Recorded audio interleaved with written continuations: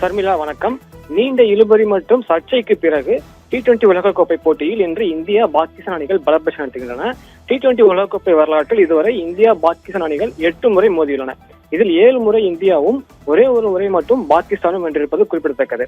இந்நிலையில் T20 உலகக்கோப்பை வரலாற்றில் பாகிஸ்தானை அதிக முறை வென்று ஆதிக்கம் செலுத்தி வரும் இந்தியா இன்றைய போட்டியில் பாகிஸ்தானை எதிர்கொள்ள இருக்கிறது.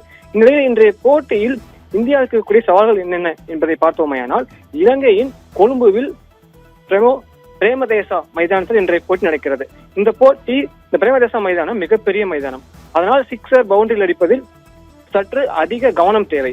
ஏனென்றால் இந்தியா அணியின் டாப் ஆர்டர் பேட்ஸ்மேன்கள் முதல் இறுதி வரை அனைவரும் ஹிட்டர்ஸ்கள். அபிஷேக் சர்மா, சஞ்சு சாம்சன், இஷான் கிஷன், ரிங்கு சிங், ஹர்திக் பாண்டியா, சிவம் துபே, சூரியகுமார் யாதவ் என அனைவரும் பெருவாரியான பேட்ஸ்மேன்கள் ஹிட்டர்களாக இருப்பதால் அவர்கள் அனைவரும் இறங்கி தங்களுடைய வாடிக்கையான விளையாட்டை விளையாடும் போது சிக்ஸர்களுக்கும் பவுண்டரிகளுக்கும் வானவேடிக்கை காட்டும் நோக்கில் களமிறங்கினால் அவர்கள் தங்கள் விக்கெட்டுகளை பறி கொடுக்கும் அபாயமும் உள்ளது. இந்நிலையில் இன்றைய ஆட்டத்தில் இந்திய பேட்ஸ்மேன்கள் சற்று நிதானமாக ஆட வேண்டியது குறிப்பிடத்தக்கது. ஏனென்றால் முன்னதாக இதே மைதானத்தில் தான் பாகிஸ்தானை இன்று இந்தியா எதிர்கொள்ளும் இதே மைதானத்தில் தான் முன்னதாக ஆஸ்திரேலியாவை ஜிம்பாப்வே வீழ்த்தி வரலாற்று வெற்றி பெற்றிருந்தது. அந்த போட்டியை பார்த்தோமேயானால் ஜிம்பாப்வே தொடக்கக்காரர்கள் ஒரு சிக்ஸர் கூட அடிக்காமல் 169 ரன்கள் சேர்த்திருந்தனர். அனைவரும் நிதானமாக சிங்கிள்ஸ், டபுள்ஸ், ஃபோர்ஸ் போன்ற ரன்களிலேயே மேக்சிமம் அவர்கள் அதிகம் தங்கள் ரன்களை ஓடியே எடுத்தனர். சிக்ஸர்களிலோ பவுண்டரிகளிலோ அவர்கள் கூடுதல் கவனம் செலுத்தவில்லை.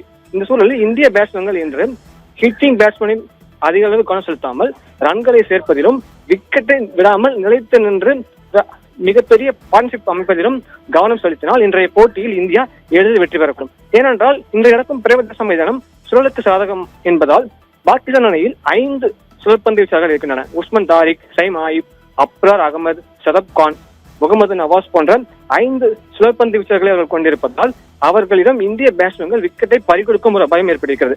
அது மட்டுமல்லாமல் அந்த பாகிஸ்தான் 5 பவுலர்களும் சுழற்பந்து வீச்சாளர்களும் மிகப்பெரிய தரம் வாய்ந்த பவுலர்கள் இல்லை என்பதும் நாம் கவனித்துக் கொள்ள வேண்டும். அதே சமயத்தில் அவர்களுக்கு இன்றைய போட்டி நடக்க இருக்கும் மைதானம் கை கொடுக்கவும் அதிகப்படியான வாய்ப்புகள் உள்ளது. இந்நிலையில் இந்திய பேட்ஸ்மேன்கள் இன்று வானவேடிக்கை காட்டுவதில் சற்று கவனம் தேவை. ஏனென்றால் கடந்த போட்டிகளில் இந்திய பேட்ஸ்மேன்கள் யாரும் பெரிதளவில் சோபிக்கவில்லை. குறிப்பாக சொல்ல போனால் முதல் போட்டி சூரியகுமார் யாதவும், 2வது போட்டியில் ஹர்திக் பாண்டியாவும் இஷான் கிஷனும் மட்டுமே சோபித்திருந்தனர். மற்ற அனைவரும் சோபிக்க தவறியதால் இன்றைய போட்டியில் அவர்கள் கூடுதலாக தங்களுடைய பேட்டிங்கில் கவனம் செலுத்தி ஆட வேண்டும். மற்றபடி இந்திய அணியின் பந்துவீச்சை பார்த்தோமேயானால் வருண் சக்கரவர்த்தி, ஜஸ்பிரீத் பும்ரா, குல்தீப் யாதவ், அக்சர் படேல் போன்ற உலகத்தரம் வாய்ந்த பந்துவீச்சாளர்கள் இருப்பதால் இன்றைய போட்டியில் இந்திய அணியின் பவுலிங்கில் நாம் பெரிதாக மாற்றங்கள் எதுவும் செய்ய வேண்டியது இருக்காது என்று நாம் பார்க்கலாம். அதே சமயத்தில் பேட்டிங்கில் அனைவரும் ஹிட்டர்ஸ்களாக இருப்பதால் இன்றைய போட்டியில் இந்திய பேட்ஸ்மேன்கள் கூடுதல் கவனம் செலுத்தி சற்று நிதானமாக ஆடி ஒரு பிக் பார்ட்னர்ஷிப் அமைக்கும் பட்சத்தில் இன்றைய போட்டியில் இந்தியா எளிதில் வெற்றி பெறும். சாமிலா, விரிவான தகவல்களை வழங்கியமைக்கு நன்றி ஹரிராம்.